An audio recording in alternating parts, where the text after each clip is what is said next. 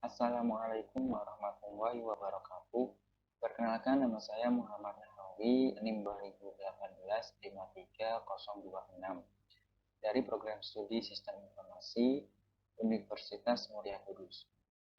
Jadi di video kali ini saya akan mencoba untuk mempresentasikan materi mengenai pelaksanaan audit sistem informasi. Masuk ke materinya. Yang pertama, overview audit sistem informasi. Jadi, apakah divisi IT bisa membantu meningkatkan kinerja perusahaan? Jadi, dalam sebuah perusahaan terdapat beberapa divisi, diantaranya ada divisi IT. Nantinya divisi IT ini memproses audit sistem informasi yang nantinya akan menentukan nilai maturity level dan rekomendasi. Divisi IT ini juga nantinya akan menentukan continuous improvement atau keberlanjutan peningkatan kinerja dalam perusahaan. Kemudian perumpamaan auditor sistem informasi. Jadi di sini ada beberapa langkah. Yang pertama ada project identification dan seleksi, kemudian ada project initiating dan planning, kemudian yang ketiga ada analisis, yang keempat logical design, kemudian physical design, kemudian implementation, dan yang terakhir maintenance. Jadi pada tahap project identification dan selection dan project initiating dan planning ini merupakan interpersonal skills, di mana ini bekerja seperti wartawan untuk menanyai. Kemudian analisis dan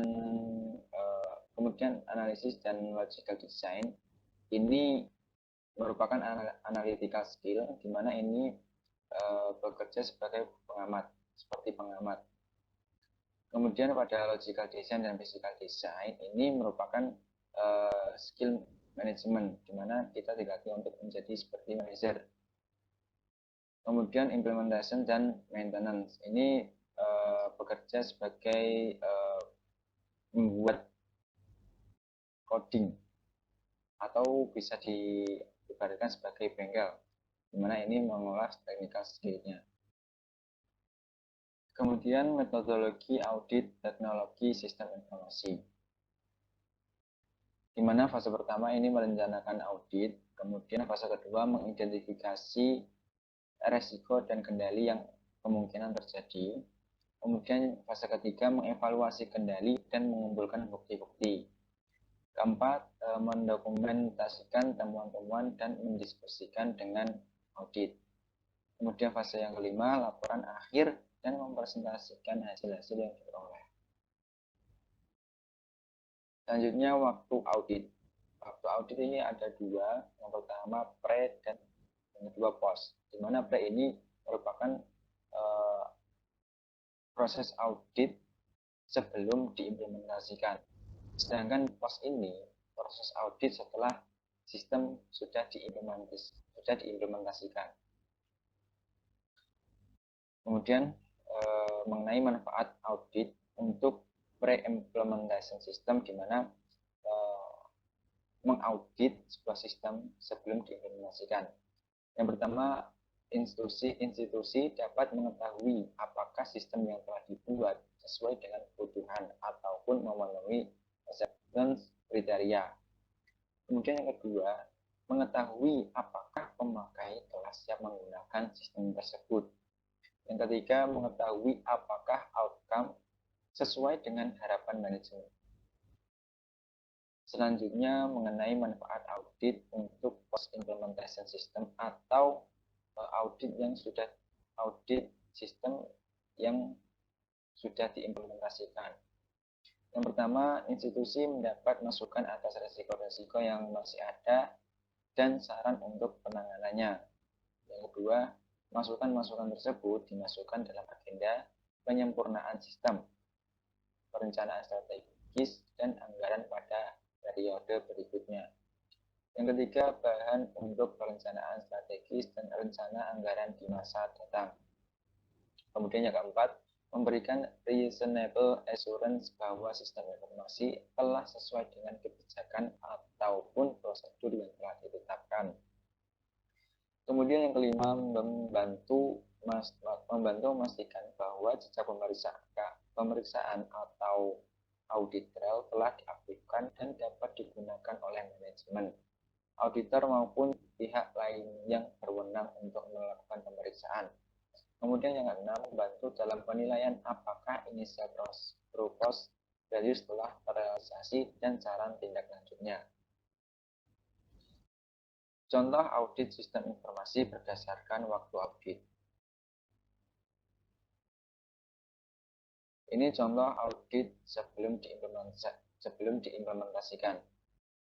Ada audit rancangan sistem, ada audit rancangan database, kemudian ada audit rancangan interface, audit arsitektur jaringan, kemudian yang terakhir audit rancangan sekuritas sistem. Audit rancangan sistem. Audit ini dilakukan untuk melihat apakah rancangan sistem yang dibuat telah sesuai. Seperti apakah model yang digunakan sesuai formatnya, apakah rancangan dapat menimbulkan ambigu, apakah rancangan memunculkan tidak sesuai fungsinya, apakah setiap proses dilakukan oleh aktor yang sesuai. Selanjutnya ini adalah konteks diagram sistem informasi siswa, di mana ini ada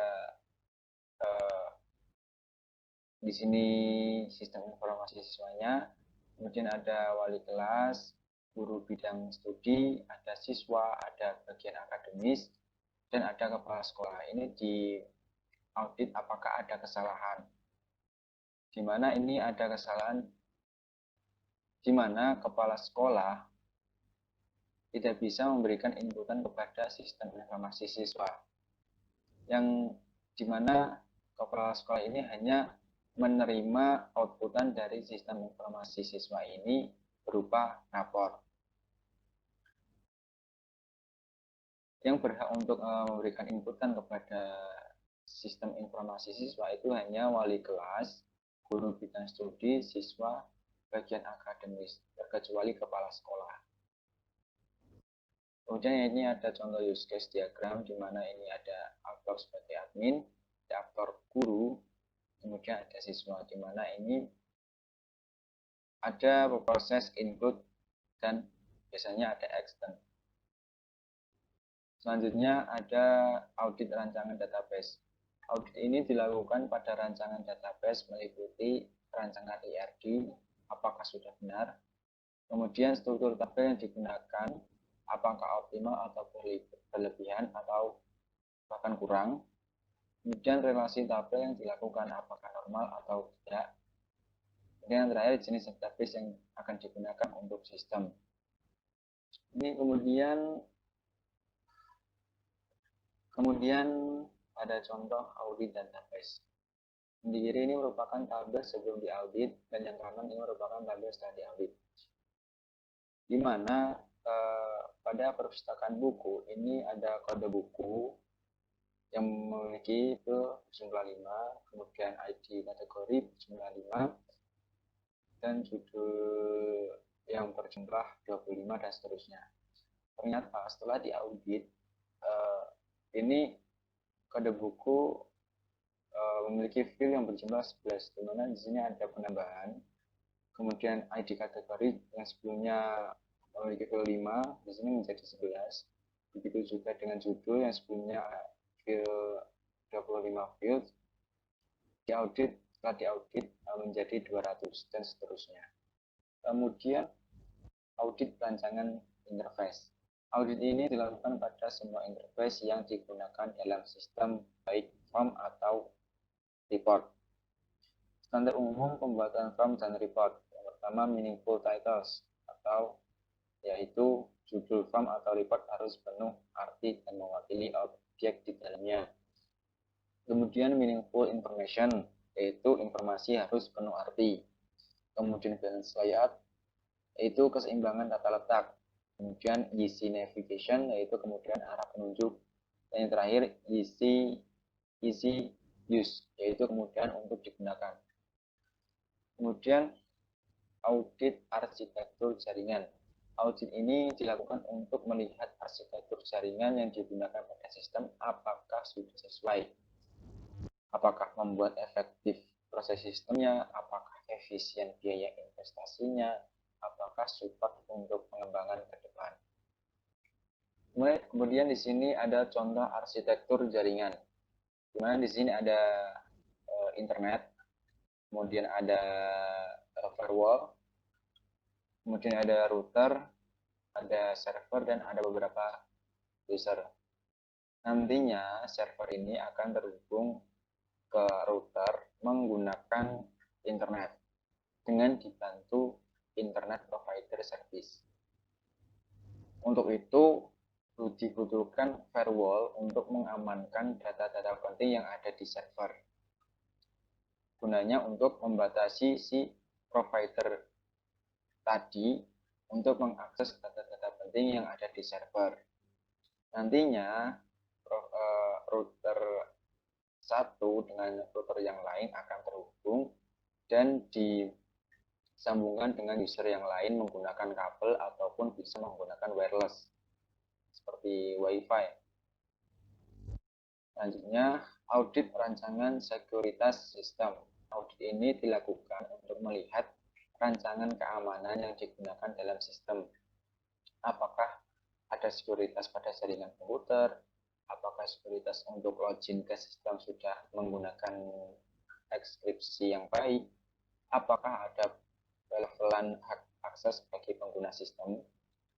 Kemudian contoh audit post implementation. Yang pertama audit fungsi sistem, yang kedua audit interface, yang ketiga audit database, yang keempat audit jaringan komputer, yang kelima audit keamanan sistem. Selanjutnya contoh hasil audit. Nah, ini sebagai contoh sebuah layanan Direktorat Pembinaan Kursus dan Kelembagaan.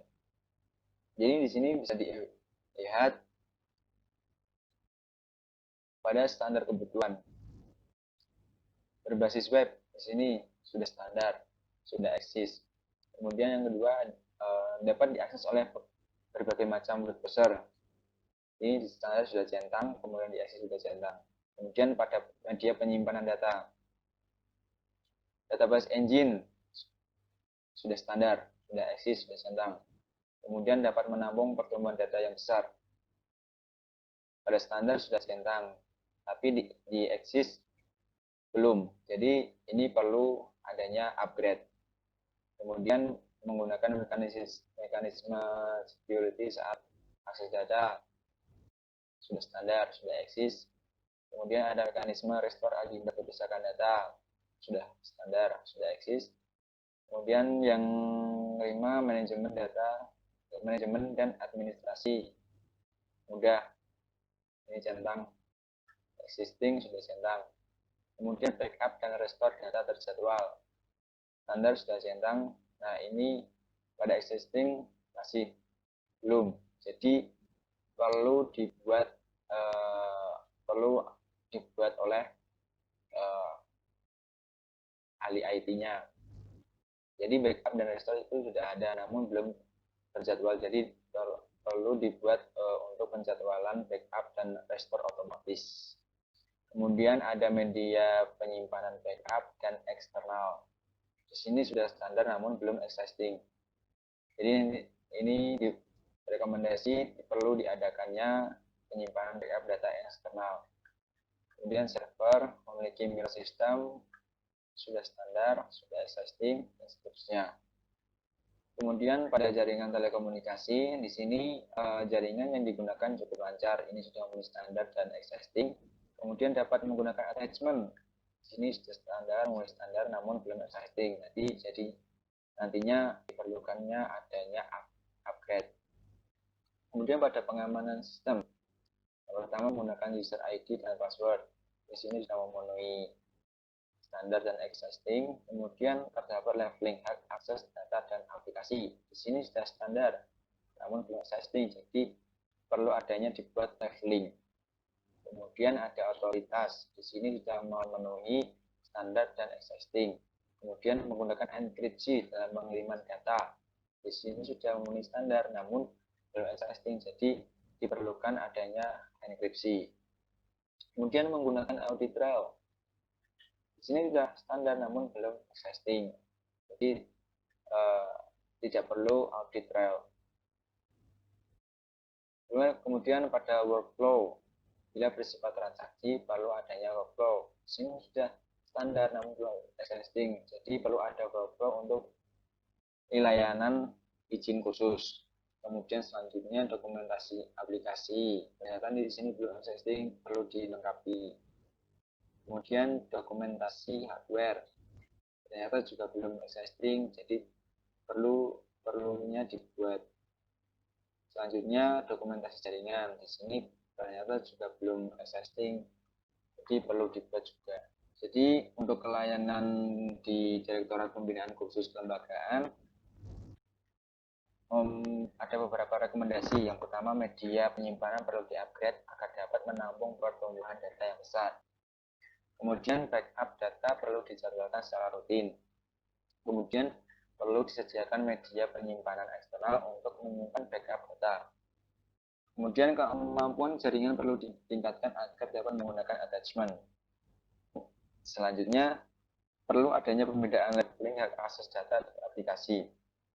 Kemudian perlu adanya enkripsi dalam pengiriman data, perlu adanya workflow untuk layanan izin khusus, dan yang terakhir, dokumen aplikasi, hardware, dan jaringan perlu dilengkapi. Sekian presentasi dari saya. Mohon maaf jika ada kesalahan ataupun ketidakjelasan dalam saya membawakan presentasi materi ini. Assalamualaikum warahmatullahi wabarakatuh.